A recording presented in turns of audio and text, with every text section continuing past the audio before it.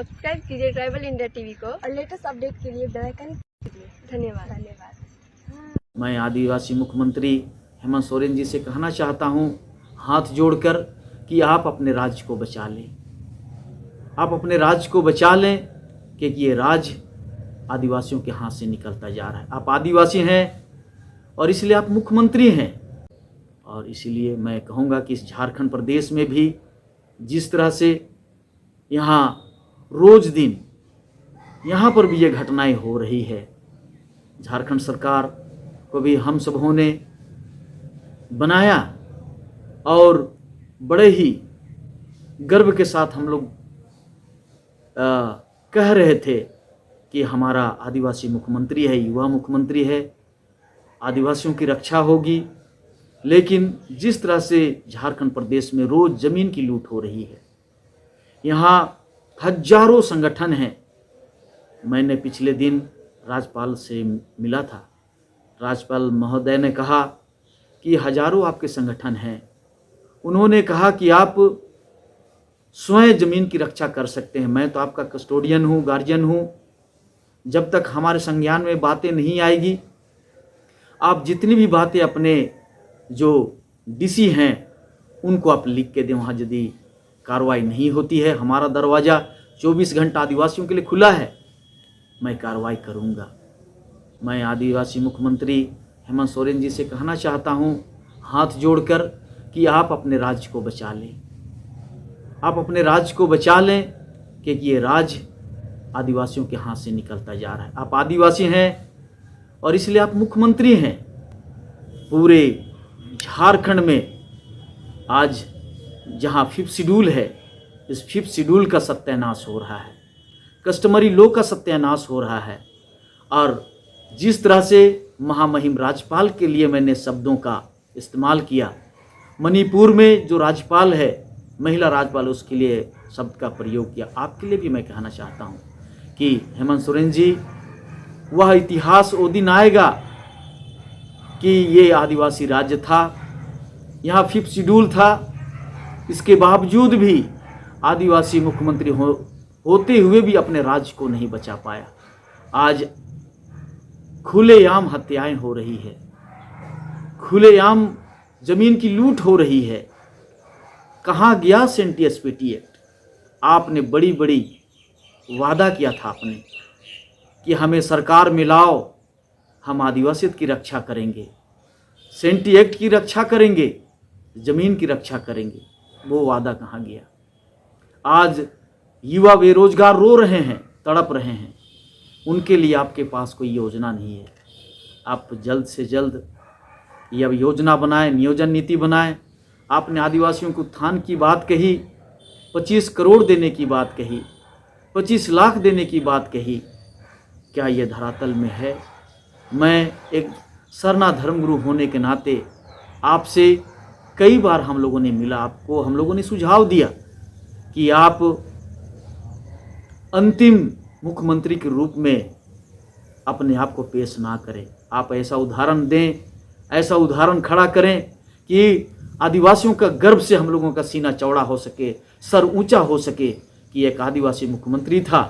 झारखंड राज्य सभी लोगों ने मिलकर लिया है और इसलिए सभी लोगों के लिए एक ऐसी नियोजन नीति बननी चाहिए कि जिस पर सभी जाति धर्म के लोग इस राज्य में राज्य करें और हेमंत सोरेन पर नाज करें। यही मेरा कहना है।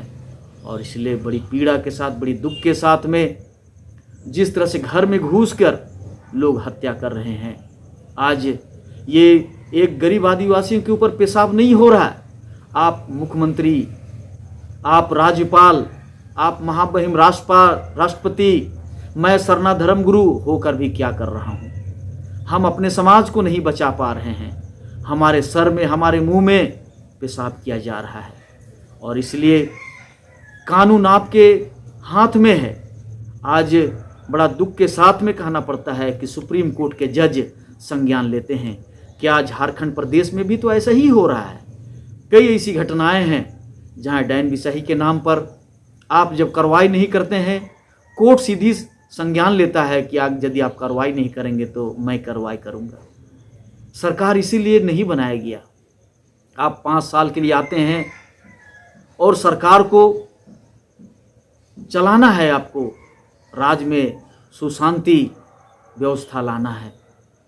तो आज बड़े ही दुख और पीड़ा के साथ में मैं सरकार में रहने वाले सभी जितने भी मंत्री हैं, विधायक हैं, जो भी जनता के प्रतिनिधि हैं, आज हम लोग इसी चीज़ की आशा में थे कि एक दिन ग्राम प्रधान हमारा, मुखिया हमारा, पंचायत समिति हमारा, प्रमुख हमारा, जिला परिषद अध्यक्ष हमारा और विधायक हमारा, मुख्यमंत्री हमारा, राज्यपाल हमारा, राष्ट्रपति हमारा, और तब कैसा आदिवासी राज्य आएगा?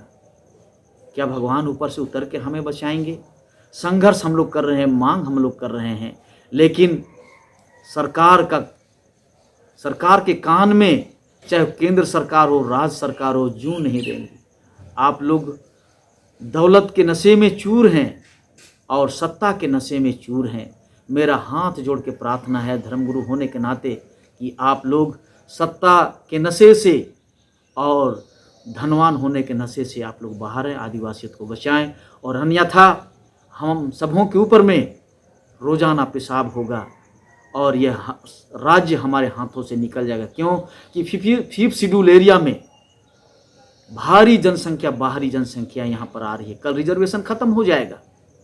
जिस रिजर्वेशन के आधार पर आप विधानसभा लड़ते हैं, आप ये सांसद लड़ते हैं, इसलिए मैं सभी विधायक और सांसद मंत्री को मैं कहना चाहता हूँ कि आप सब मिलके इस राज्य को बचाएं, आदिवासी मूलवासी को बचाएं, पूरे भारत देश को बचाएं। यही आह्वान करते हुए, यही विनती करते हुए मैं मुझसे भी भूल हो सकती है, मुझसे भी गलतियां हो सकती है, और मैं अपने आदिवासी समाज और भारत देश के एक एक नागरिक को मैं कहना चाहता हूं कि हमारा सुंदर देश पूरे विश्व में लोकतंत्र का सबसे बड़ा देश, हम सभी लोग मिलजुल कर अपने अपने हक अधिकार को भारत देश के संविधान के अनुसार अपनी अपनी अधिकार को हम लोग मांग करें संवैधानिक तरीके से। और भारत देश में कई तरह से जो लोग, जो मनुवादी विचारधारा के लोग जो इस देश को बिगाड़ना चाहते हैं, उस मनुवादी विचारधारा को हम लोग जड़ से उखाड़ने का काम करेंगे। सब्सक्राइब करें ट्राइबल इंडिया टीवी को और लेटेस्ट नोटिफिकेशंस के लिए बेल आइकन क्लिक करें।